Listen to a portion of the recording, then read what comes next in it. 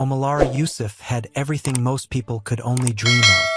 Her father, Alhaji Yusuf, was one of the richest men in Lagos, owning oil companies and properties across the country. Her family lived in a mansion so big that Omalara sometimes got lost in it. But despite all the money, the fancy cars, and the trips abroad, Omalara felt invisible. Her father barely spoke to her unless he needed to show her off at a party. Her older brother, Suleiman, was always busy managing the family business, and her younger sister, Zainab, was the golden child who could do no wrong. Omalara was the middle child, stuck in the shadows, trying to figure out her place. Felt like no one took her seriously. To her family, she was just a spoiled girl who spent too much time on Instagram. One afternoon, as she sat in her massive room scrolling through pictures of other influencers, she felt the frustration boiling over. "This is not the life I want," she muttered to herself. She wanted to start her own fashion line, but every time she brought it up, her father would laugh it off. "Fashion line? What nonsense. Go and find something serious to do," he'd say with a dismissive wave of his hand. His words always stung, and it wasn't just about the money. She wanted him to see her, to recognize her dreams. But he never did. Her phone buzzed, pulling her out of her thoughts. It was a message from Ifani, her best friend. Ifani was nothing like the polished, pretentious people in her family's circle. He was down to earth, a tech genius who could hack into anything and fix any gadget. He was also broke, hustling to make ends meet. "How are you holding up, Miss Billionaire?" he texted with a laughing emoji. Omalara rolled her eyes and typed back, "I'm bored out of my mind. Come over." Within an hour, Ifani was in her room, munching on a bag of chin-chin he had snagged from the kitchen. "So what's the latest in your glamorous life?" he teased, sprawled out on her couch. Omalara threw a pillow at him. "Ifani, stop. I'm serious. I'm tired of this life. I want to do something big. Something that will make my father finally respect me." He raised an eyebrow. "Like what? Take over one of his oil companies?" "No," she said, sitting up straight. "Something he would never expect. Something that will shake him to his core." Her eyes lit up as an idea began to form in her mind. "What if I fake my own kidnapping?" Ifani's jaw dropped, and he almost choked on the chin-chin. "Wait, what? Are you mad?" Omalara's voice was steady now, as if the idea had been simmering in her mind for a while. "Think about it, Ifani. My father barely notices me unless it's to tell me I'm wasting my life. But if I disappear, if he thinks I've been kidnapped, he'll finally realize how much I mean to him. And what happens when he finds out it's fake?" Ifani asked, crossing his arms. "Because he will. And then what? You think he'll forgive you?" Omalara shrugged. "He doesn't have to find out. You're a tech genius. You can handle the calls, the texts, everything. We'll make it look real. And when it's over, I'll use the ransom money to start my business. I'll finally be free." Ifani stared at her, his face a mix of disbelief and curiosity. "You've really thought this through, haven't you?" "I've had a lot of time to think," she said with a small smile. "So, are you in?" He sighed and ran a hand through his hair. "This is crazy, like really crazy. But if anyone can pull it off, it's us." Omalara grinned. "That's the spirit. Now, let's plan this properly." Over the next few days, the two of them worked out every detail. Ifani would use a voice modulator to make the ransom calls. They picked an abandoned warehouse on the outskirts of Lagos as the kidnappers' hideout. Omalara even packed a small bag with clothes and snacks for her stay at the warehouse. "We'll ask for 50 million naira, Omalara said one evening as they sat in her room. "That's a reasonable amount. Not too high, not too low. Reasonable?" Ifani laughed. "Lara, 50 million is not small money. My father has it. Trust me," she said confidently. "He won't even feel it." Ifani nodded, though he still had his doubts. "All right, but what's the backup plan? In case something goes wrong?" Omalara waved her hand dismissively. "Nothing will go wrong. My father's security team is good, but they won't be able to trace you. You're too smart for that."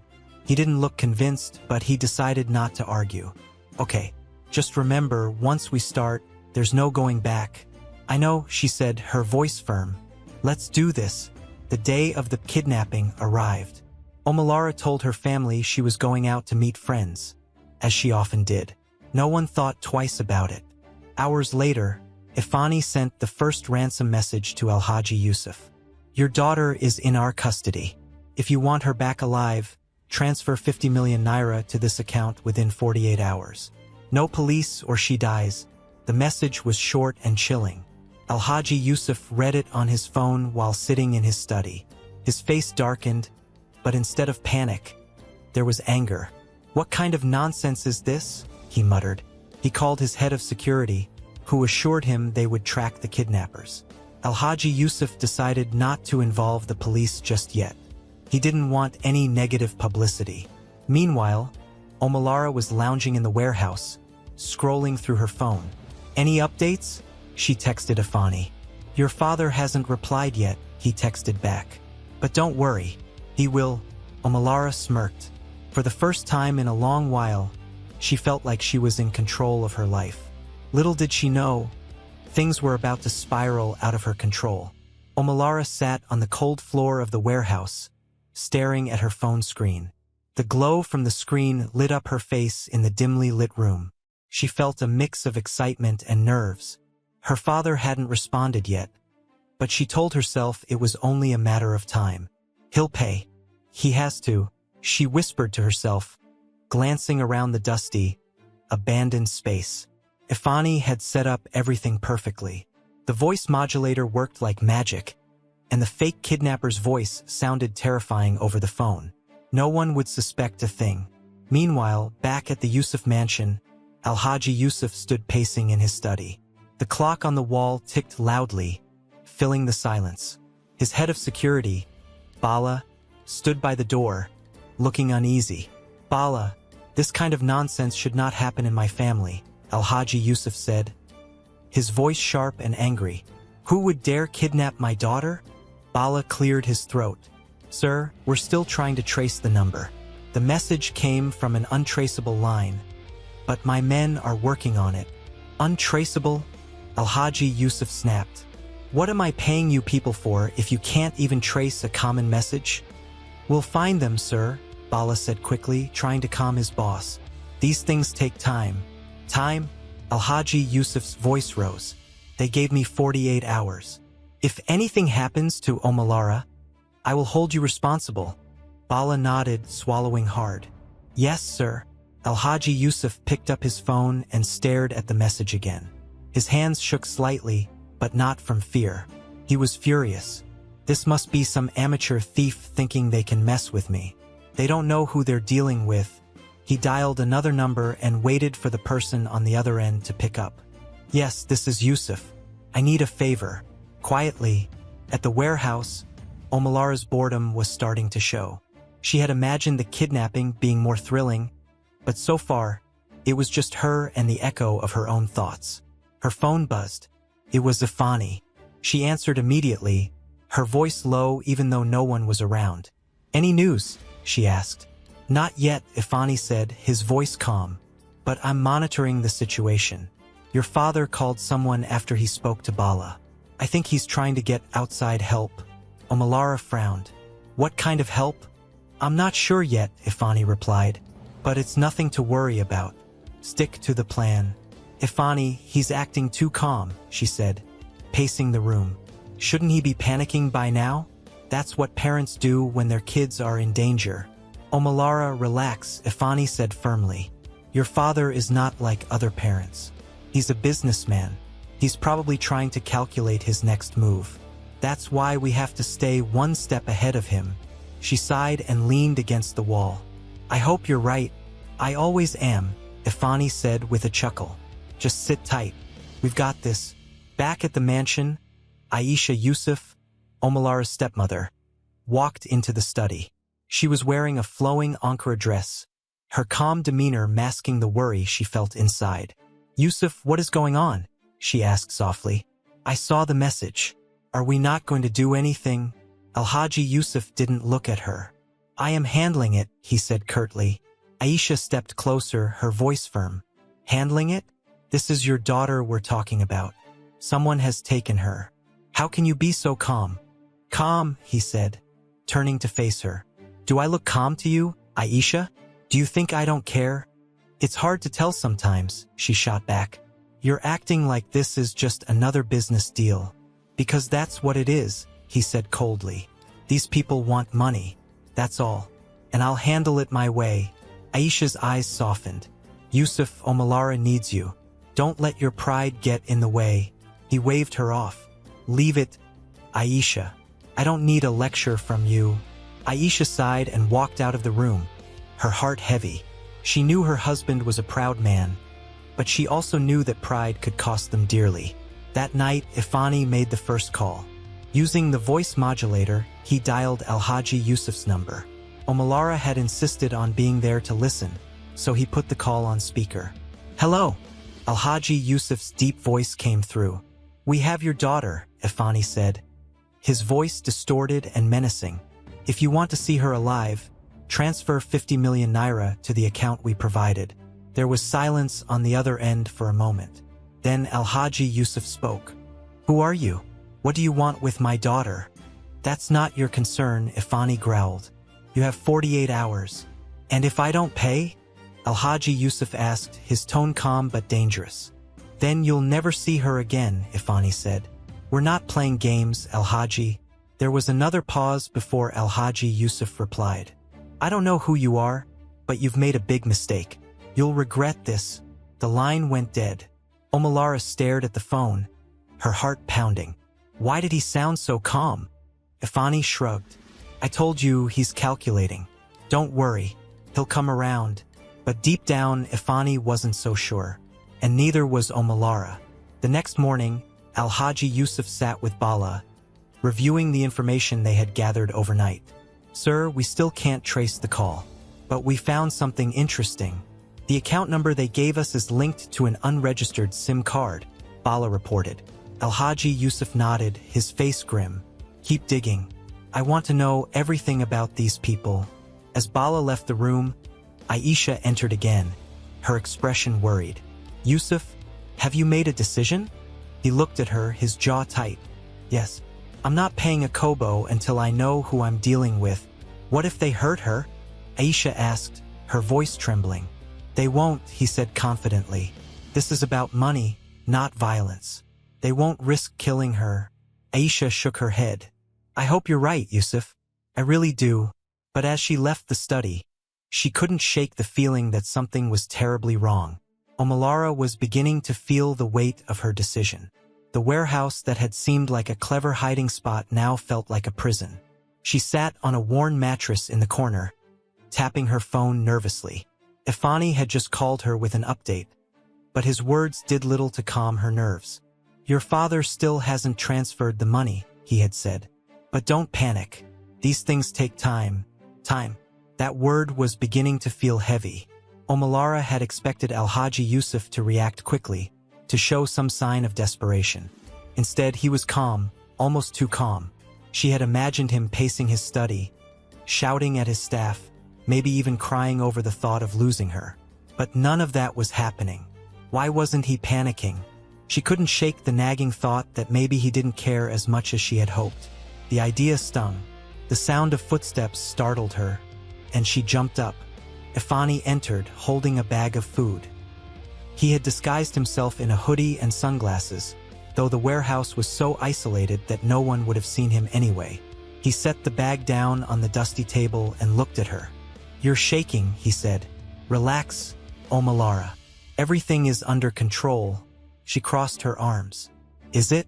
Because it doesn't feel like it. My father is acting like he doesn't even care. Ifani sighed and pulled out a chair, sitting down across from her. Lara, listen. Your father is a businessman. He's not going to show his hand so easily. He's probably working behind the scenes to figure out what's going on. That doesn't mean he doesn't care. She looked away, biting her lip. Maybe this was a mistake. Maybe I shouldn't have done this. It's too late for regrets now, Ifani said firmly. We're in this together and we're going to see it through. You want your freedom, don't you? Yes, but not like this, she said, her voice cracking. What if something goes wrong? What if he finds out? Afani leaned forward, his voice low and steady. He won't find out. We planned this perfectly. You just need to trust me. Omalara nodded slowly, though the knot in her stomach refused to loosen. At the Yusuf mansion, the tension was growing. Aisha watched her husband carefully as he reviewed a file Bala had handed him. Alhaji Yusuf's expression was unreadable, but she could see the faint lines of stress on his face. "What have you found?" she asked, breaking the silence. Alhaji Yusuf didn't look up. "Not enough. These people are careful. Too careful. They know what they're doing." "And what are you doing?" Aisha pressed. "Are you just going to sit here and wait for them to make the next move?" He closed the file and looked at her, his eyes hard. "Do you think I'm doing nothing? Do you think I'm not worried about Omalara?" "I think you're letting your pride get in the way," she said boldly. "This is not the time to play games, Yusuf. This is your daughter's life, and I am handling it my way," he said through gritted teeth. "You think I should just hand over 50 million naira without knowing who I'm dealing with? What kind of message does that send? That I'm weak? That anyone can come and take what's mine? This is not about your reputation," Aisha exclaimed. "This is about Omalara. She needs you, Yusuf. Please, don't let your pride blind you." Alhaji Yusuf stood up, towering over her. "I will not be lectured in my own house. I know what I'm doing. Now leave me to handle this." Aisha stared at him for a moment, her eyes filled with frustration and worry. Then she turned and walked out of the study, her heart heavy. The next call came late that evening. Ifani had set everything up, and Omalara listened as he dialed her father again. The modulated voice filled the air. "You're running out of time," Alhaji Ifani growled. 50 million naira. Transfer it now or you'll regret it." Alhaji Yusuf's voice came through, calm but firm. "I've told you already. I don't negotiate with criminals. If you think you can scare me, you're wasting your time." Omalara's eyes widened. She grabbed Ifani's arm, mouthing the words, "What is he doing?" Ifani waved her off and continued. "You think this is a joke? We're not playing games, Alhaji. Pay the money, or your daughter pays the price." There was a long pause on the other end. Then Alhaji Yusuf spoke, his tone icy. "If you harm her, I will find you. And when I do, you will wish you had never been born." The line went dead. Omalara's heart was racing. "Why is he doing this? Why isn't he paying?" she whispered, her voice shaky. "He's bluffing," Ifani said, though he didn't sound entirely convinced. "He'll come around. He has to." Omalara sank onto the mattress, her hands trembling. "I don't know, Ifani. I don't know anymore." In the mansion, Aisha found herself pacing her bedroom, unable to sleep. Her mind kept drifting to Omalara, wondering if she was safe, if she was scared, if she was even alive. She couldn't shake the feeling that something wasn't adding up. She picked up her phone and dialed a number. "Detective Amaka, I need your help," she said quietly. "But you have to be discreet. My husband can't know about this." Omalara's phone buzzed with a new message. She picked it up and frowned. It was from her younger sister, Zainab. "Zainab, Lara, where are you? Dad is acting strange, and everyone's worried. Please tell me you're okay." Omalara stared at the message, her heart twisting. Zainab's words hit her harder than she expected. Her sister was worried. Maybe her plan was causing more pain than she had intended. "What is it?" Ifani asked, noticing her expression. "Zainab messaged me," she said, holding up the phone. "She's worried about me." Ifani shook his head. "Don't respond. It'll ruin everything." "I know," she said, putting the phone down, but the guilt was beginning to creep in, and it was getting harder to ignore. Detective Amaka arrived at the mansion the following morning, blending in as a member of the household staff. Aisha met her in the garden, away from prying eyes. "Thank you for coming," Aisha said. "I need you to find my stepdaughter. I don't trust the people handling this." Amaka nodded. "I'll do my best, ma'am, but I'll need access to any information you have. Ransom messages, call records, anything." Aisha handed her a folder. "It's all here. Please hurry. I'm running out of time." Amaka's sharp eyes scanned the documents. Don't worry, ma'am. I'll find her. As the hours dragged on, Omalara's unease grew. She kept replaying her father's words in her head. The calmness in his voice. The lack of fear. What if he wasn't bluffing? What if he really wasn't going to pay? Ifani, she said suddenly, breaking the silence. What if this doesn't work? What if he calls our bluff? He won't, Ifani said, though there was a flicker of doubt in his eyes. He can't afford to. He loves you, Lara. He just has a funny way of showing it. But Omalara wasn't so sure anymore. And for the first time since the plan began, she felt genuinely afraid. Omalara sat against the cold wall of the warehouse, her knees pulled to her chest. The silence around her felt louder than any noise. She had stopped counting the hours. Time had become meaningless, and the fear she tried to suppress was creeping in like a shadow. Ifani's confidence was no longer enough to reassure her. "He's not going to pay, is he?" she said quietly, her voice breaking the stillness. Ifani, seated a few feet away, glanced up from his laptop. His face was unreadable, but the hesitation in his answer said more than his words ever could. "It's not over yet," he replied. "We just have to push harder." Omalara shook her head. "I know my father. He's stubborn. If he hasn't paid by now, he's not going to."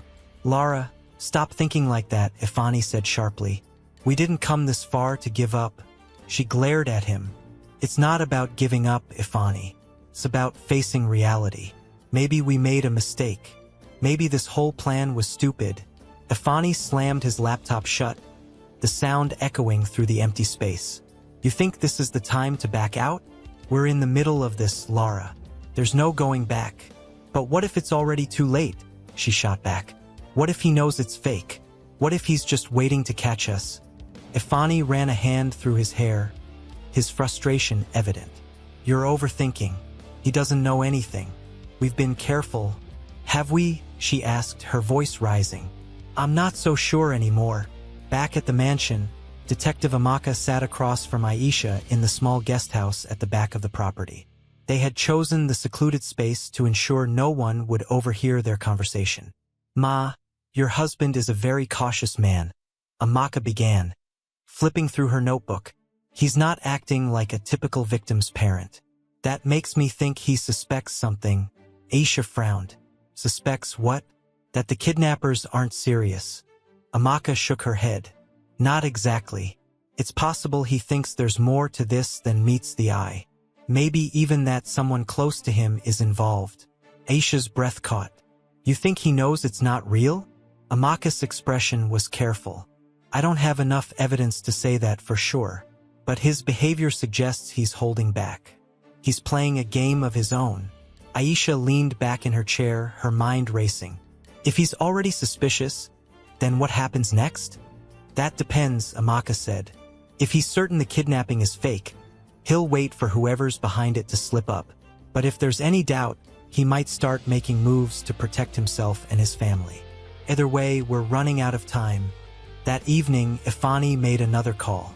Omalara sat nearby, listening intently. Her nerves were on edge, and she couldn't shake the feeling that something was about to go wrong. "Have you made your decision, Alhaji?" Ifani's distorted voice demanded. Alhaji Yusuf's response was calm, almost dismissive. "I told you before, I don't negotiate with criminals. If you think you can threaten me, you're mistaken. You're running out of time," Ifani growled. "Pay the ransom, or your daughter pays the price." There was a long pause before Alhaji Yusuf replied. "If you harm her, you'll regret it. That's a promise." The line went dead. Omalara's stomach churned. "He's not going to pay," she whispered. "He's bluffing," Ifani insisted. "He just wants to see if we'll back down." "And what if he's not bluffing?" she asked, her voice trembling. "What if he really doesn't care?" Ifani didn't answer. For the first time, he looked unsure. Detective Amaka's investigation was moving quickly. She had traced the ransom messages to an abandoned warehouse on the outskirts of the city. She reported her findings to Aisha, who was both relieved and terrified. "What do we do now?" Aisha asked. "We need to move carefully," Amaka said. "If we act too soon, we might scare them off. But if we wait too long..." Omalara could be in real danger. Aisha's hands shook as she clutched her phone. "Please, just bring her back safely." Amaka nodded. "I will, ma'am. You have my word." That night, Omalara couldn't sleep. The warehouse felt colder, darker, and more suffocating than ever. She kept replaying her father's words in her mind. The calmness in his voice, the lack of fear. What if he really didn't care? "Ifani," she said quietly, breaking the silence. "Maybe we should end this. Tell him I escaped or something." Ifani looked at her, his expression unreadable. "And then what? You go back home, and nothing changes? Your father still thinks you're just a spoiled little girl." "Maybe that's better than this," she said, her voice trembling. "I can't do this anymore, Ifani. I'm scared." "We've come too far to quit now," he said firmly. "You wanted him to notice you, to respect you. This is how we make that happen." She shook her head, tears streaming down her face. "I just want to go home." Before Ifani could respond, the sound of footsteps echoed through the warehouse. Both of them froze, their eyes darting toward the door. Someone was coming. Omalara's heart pounded in her chest as the sound of footsteps grew louder. She turned to Ifani, her eyes wide with fear. "Who is that?" she whispered urgently, her voice shaking. Ifani motioned for her to stay quiet. He reached for the small iron rod he had found earlier and clutched it tightly. "Stay behind me," he said in a low voice, his eyes fixed on the door. The footsteps stopped. The silence that followed was deafening. Then, the door creaked open slowly, the dim light from outside spilling into the warehouse. A figure stepped inside, their face obscured by the shadows. "Who's there?" Ifani demanded, his voice firm despite the tremor in his hand. The figure raised their hands, stepping closer. "Relax. It's me," a familiar voice said. Omalara's breath hitched. Zainab, her younger sister, stepped into the light, her face etched with worry. She was wearing a hoodie, her hair pulled back into a messy bun. "Lara, what is going on?" she asked, her voice trembling. Omalara felt her knees go weak. She staggered forward and hugged her sister tightly. "Zainab, what are you doing here? How did you find me?" Zainab pulled back, her eyes darting between Omalara and Ifani. "I followed him," she said, nodding toward Ifani. "I've been suspicious ever since you went missing. I knew something wasn't right, so I watched him, and when he left the house, I followed." Ifani groaned, running a hand over his face. "You shouldn't be here," he said. "This is dangerous. Dangerous." Zainab snapped. "What's dangerous is my sister faking her own kidnapping. Do you have any idea what you've put us through?" Omalara looked away, guilt washing over her. "Zainab, I didn't mean for it to go this far. I wanted Dad to notice me. I wanted him to care." Zainab's expression softened, but her tone remained firm. "Lara, this isn't the way. Do you really think Dad's going to respect you after this? Do you think he'll forgive you?" "I don't know," Omalara admitted, her voice barely above a whisper. "I just wanted him to see me, Zainab. I wanted him to see me for once." Zainab sighed, her shoulders sagging. "Lara, we need to end this, before it gets worse." "She's right," Ifani said reluctantly. "This is getting out of hand. Your father's not reacting the way we thought he would. If we keep pushing, we could get caught. Or worse."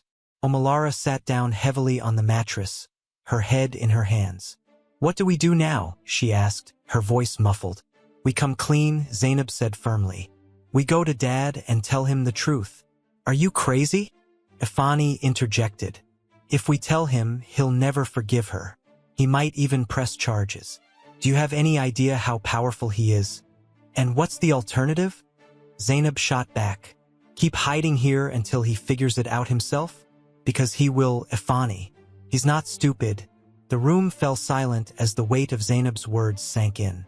Omalara's mind raced, torn between fear and the growing realization that her sister was right. Meanwhile, at the Yusuf mansion, Alhaji Yusuf sat in his study, staring at the photo of Omalara on his desk. His mind was a whirlwind of emotions.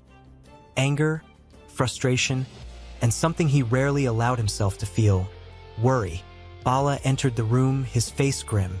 "Sir, we have a lead on the location of the kidnappers," he said. Alhaji Yusuf's eyes narrowed. "Where?"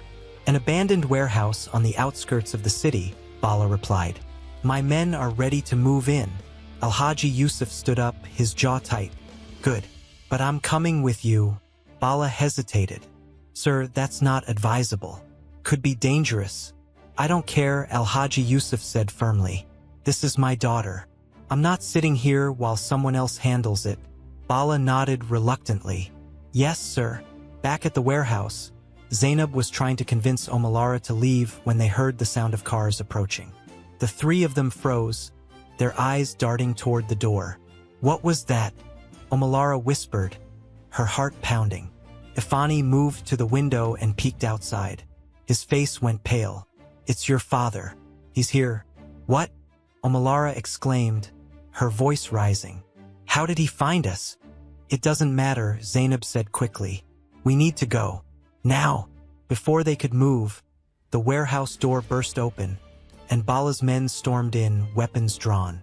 Alhaji Yusuf followed close behind, his eyes scanning the room until they landed on Omalara. "Lara," he said, his voice a mixture of relief and anger. Omalara stood frozen, unable to meet his gaze. "Dad." "I can explain," she began, her voice trembling. "Explain," he said sharply. "You've been hiding here this whole time? Do you have any idea what you've put this family through?" "Dad, please," Zainab interjected. "It's not what you think." "Then tell me what it is," Alhaji Yusuf demanded, his voice rising.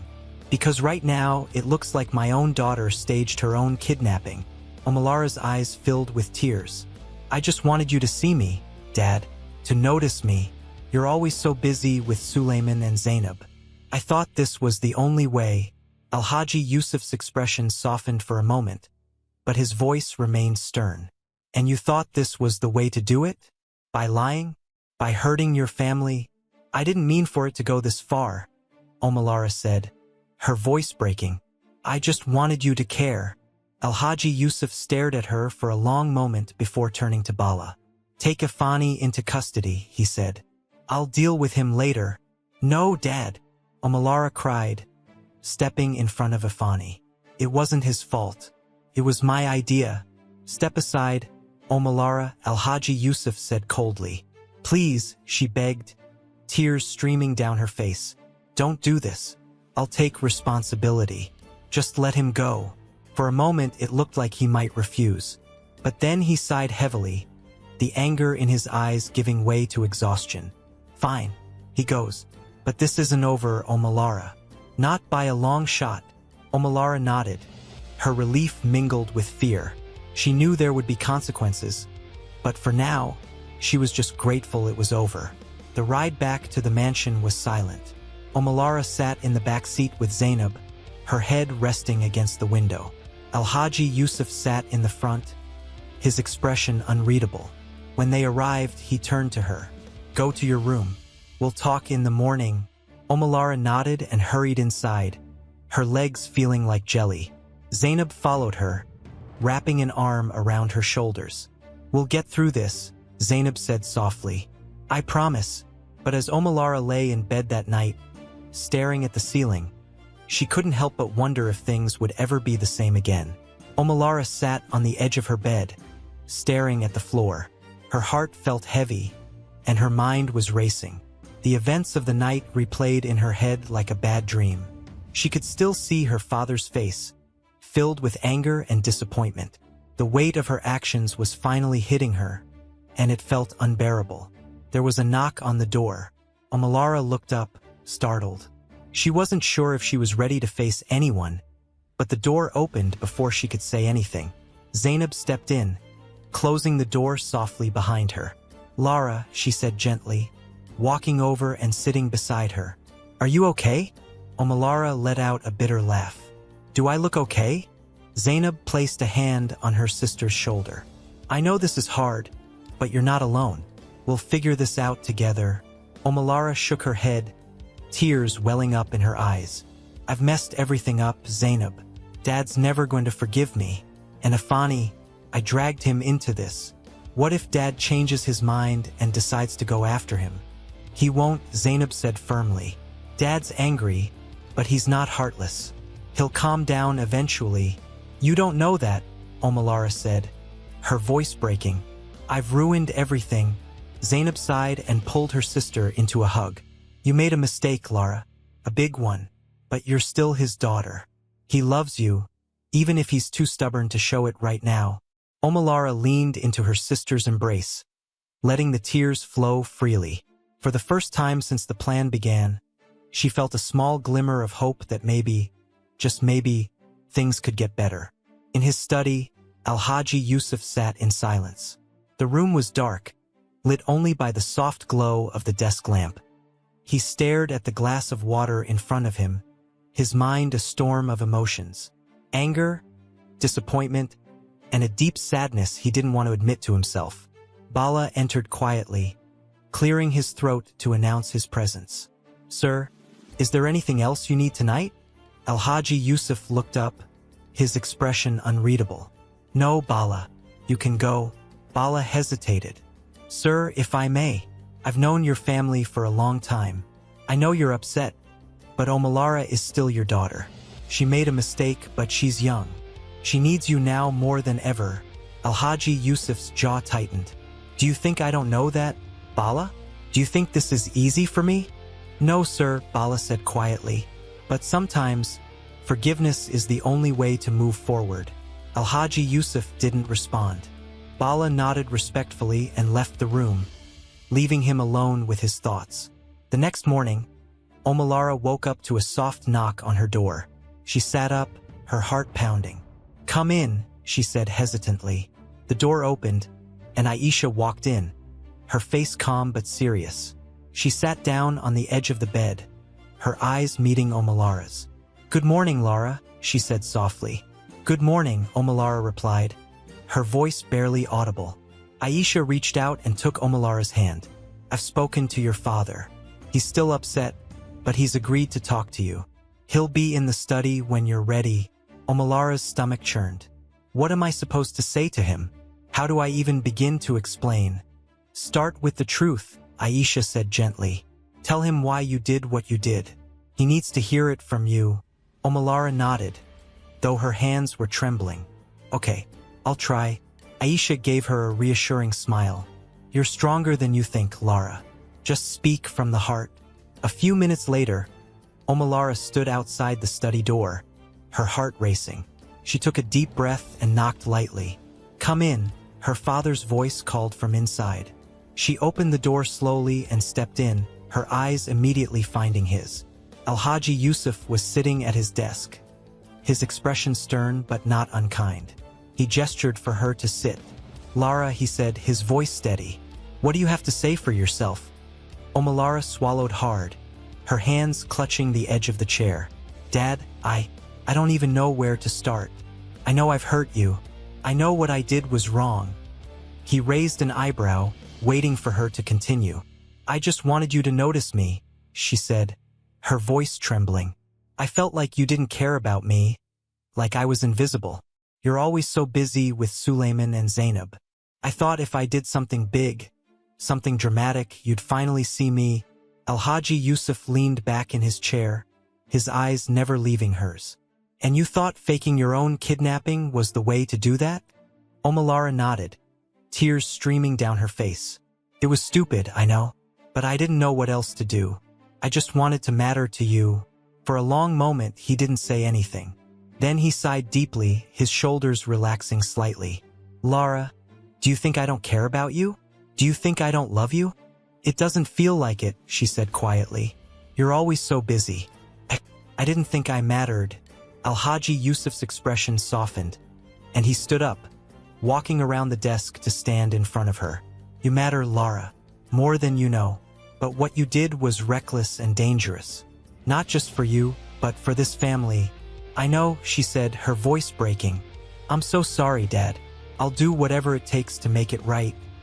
He placed a hand on her shoulder, his voice gentle. We'll figure this out together. But you have to promise me no more lies, no more schemes. If something's bothering you, come to me. Talk to me. Can you do that? Omalara nodded, tears streaming down her face. I promise. Alhaji Yusuf pulled her into a hug, and for the first time in a long time, she felt the warmth of his love. Later that evening, the family gathered in the living room. Aisha and Zainab sat on the couch, while Omalara stood nervously by the window. Alhaji Yusuf entered, his presence commanding attention. We have a lot to talk about as a family, he began, his voice calm but firm. But for now, I want us to focus on moving forward. Mistakes were made, but they don't define us. What matters is how we handle them. Omalara glanced at her sister, who gave her a reassuring nod. She took a deep breath and stepped forward. I'm sorry, she said, her voice steady. To all of you, I know I let you down, and I'll do whatever it takes to earn back your trust. Zainab smiled and reached out to squeeze her hand. Aisha's eyes glistened with tears, and even Alhaji Yusuf's stern expression softened. We'll get through this, he said. As a family, for the first time in weeks, Omalara felt a sense of hope. It wouldn't be easy, but she was ready to face whatever came next.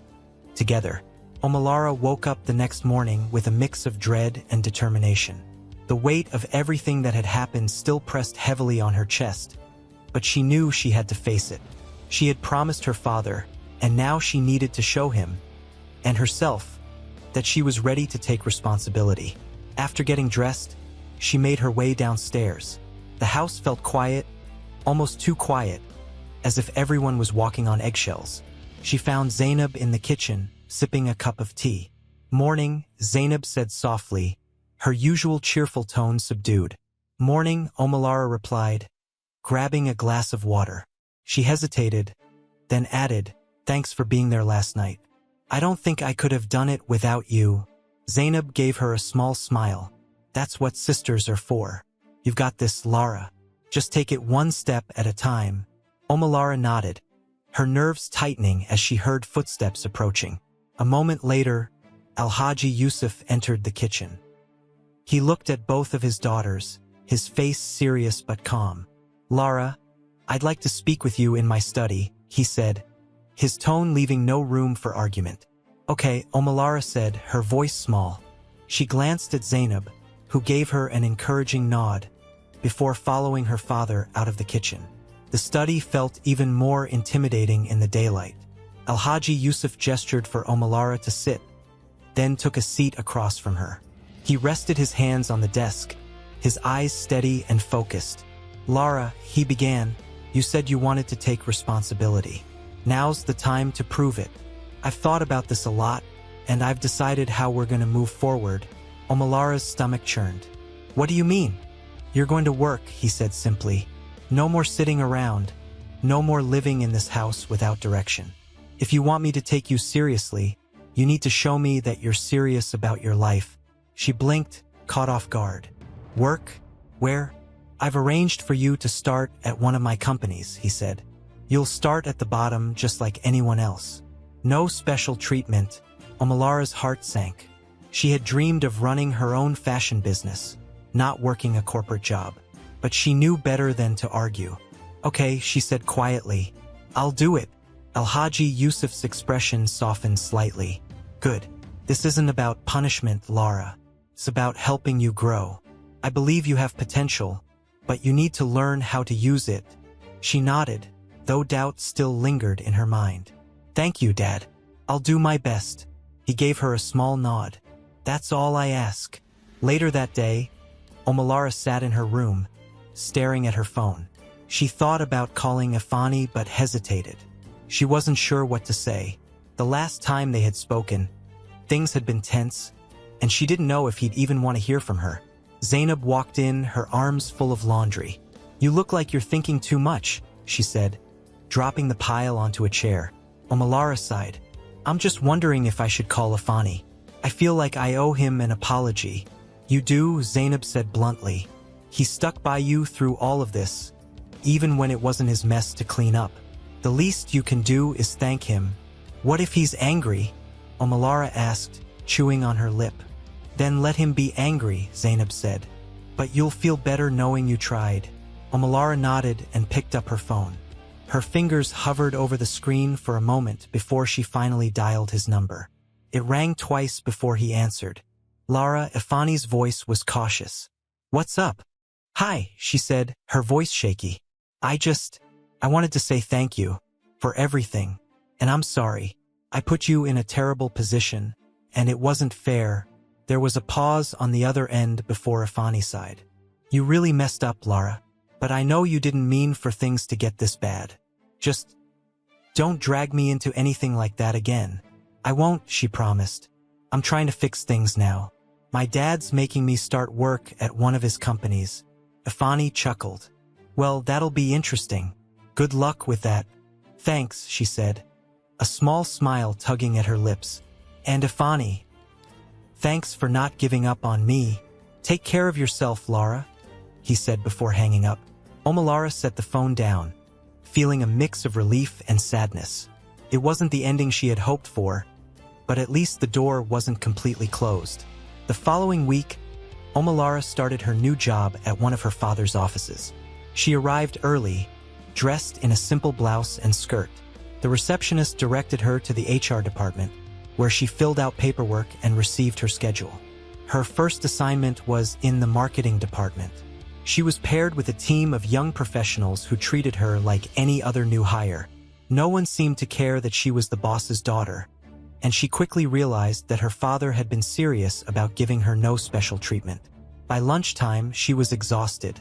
She sat alone in the cafeteria, picking at her food. Everything felt overwhelming, and she couldn't help but wonder if she was in over her head. One of her coworkers, a woman named Talu, approached her with a friendly smile. "Mind if I join you?" "Sure," Omalara said, grateful for the company. Talu sat down and took a sip of her drink. "First days are tough." "Huh? You have no idea," Omalara said with a nervous laugh. "Don't worry," Talu said. "It gets easier. Just ask questions, listen, and try your best. That's all anyone can do." Omalara nodded, feeling a little better. "Thanks, Talu. I appreciate it." "Anytime," Talu said with a grin. "And hey, if you ever need help, just let me know." Omalara smiled, realizing that maybe this new chapter wouldn't be so bad after all. At home that evening, Alhaji Yusuf called Omalara into the living room. He was sitting with Aisha and Zainab, and the atmosphere felt lighter than it had in weeks. "How was your first day?" he asked, a hint of curiosity in his tone. "It was challenging," Omalara admitted, "but I think I'll get the hang of it." "Good," he said, nodding. "That's all I want to hear. Keep working hard, and you'll be fine." Aisha smiled warmly. "We're proud of you, Lara. Taking this step isn't easy, but it's worth it." Zainab chimed in, "And remember, we're here for you. Always." Omalara's chest swelled with gratitude. For the first time in a long time, she felt like she was on the right path. It wasn't going to be easy, but she was ready to face whatever came next, with her family by her side. Omalara adjusted the strap of her bag as she stepped into her father's company for the second week of her job. The hum of conversations and clicking keyboards filled the air. She still wasn't used to the atmosphere. Everyone seemed so focused, so sure of what they were doing. Meanwhile, she felt like a fish out of water, constantly second-guessing herself. As she reached her desk in the marketing department, Talu waved at her. "Good morning, Lara. Ready for another day?" "As ready as I'll ever be," Omalara said with a nervous smile. She slid into her chair and turned on her computer, trying to remember the tasks she had been assigned the day before. Talu leaned over her cubicle wall. "Hey, don't stress too much. I know Mr. Atakunal can be tough, but he's not unreasonable. Just ask for help if you need it." "Thanks, Talu," Omalara said. She appreciated her coworker's kindness, though it didn't completely ease her nerves. The morning passed in a blur of emails and meetings. Omalara found herself struggling to keep up with the pace of work. By lunchtime, she felt completely drained. As she sat in the cafeteria, picking at her rice, her phone buzzed. It was a text from Zainab. "Zainab, how's work? Surviving?" Omalara smiled faintly and replied, "Barely. It's harder than I thought." Her phone buzzed again almost immediately. "Zainab, you've got this. Remember, one step at a time. Proud of you." Omalara's chest tightened with a mix of gratitude and sadness. She wished she could share her feelings with Zainab in person, but she knew she had to push through on her own. That evening, back at the mansion, Alhaji Yusuf called Omalara into the living room. He was seated in his usual spot, a file open on the coffee table in front of him. Aisha sat beside him, her expression calm but curious. "Lara," Alhaji Yusuf began as she entered the room. "Sit down. We need to talk." Omalara's heart sank. The last thing she wanted was another lecture. She sat down across from her parents, folding her hands in her lap. "How are things at the office?" her father asked, his tone neutral. "They're fine," she said cautiously. "I'm learning a lot." "Good," he said, nodding. "I've been keeping an eye on your progress. Your supervisor says you're trying, but you're struggling to keep up. Is that true?" Omalara's face burned with embarrassment. I'm doing my best, Dad. It's just a lot to take in." Aisha reached over and placed a comforting hand on her husband's arm. "Yusuf," she still knew, "it's normal to feel overwhelmed at first." "I know that," Alhaji Yusuf said, his voice softening slightly. He turned back to Omalara. "Lara, I'm not trying to discourage you, but you need to understand something. This isn't just about doing a job. It's about proving to yourself and to me that you can handle responsibility. Do you understand?" Omalara nodded, though her chest felt tight. "I understand, Dad. I'll work harder." "Good," he said. "That's all I ask." The next day at work, Omalara was assigned to a group project. The team was tasked with creating a marketing campaign for a new product launch. As they gathered in the conference room, Omalara felt a knot of anxiety in her stomach. She had never worked on something this important before. Mr. Adekunle, the team leader, addressed the group. "All right, everyone, we need to come up with a concept that's fresh and engaging. Let's hear some ideas." The room buzzed with energy as her coworkers began pitching suggestions. Omalara listened intently, trying to absorb as much as she could. After a few minutes, she hesitated, then raised her hand. "I have an idea," she said nervously. "What if we focus on the emotional impact of the product? Show how it can make people's lives better." The room fell silent, and Omalara's heart raced. Mr. Adekunle studied her for a moment before nodding. "Not bad. Let's build on that.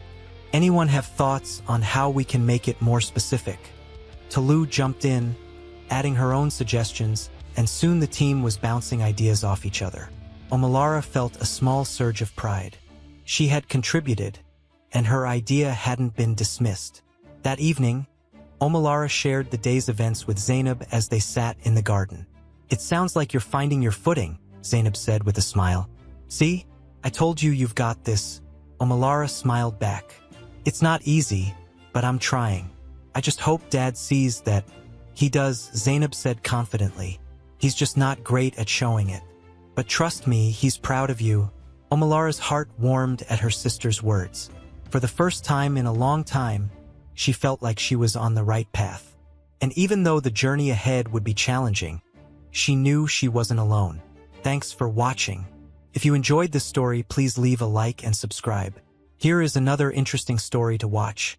Click to watch now.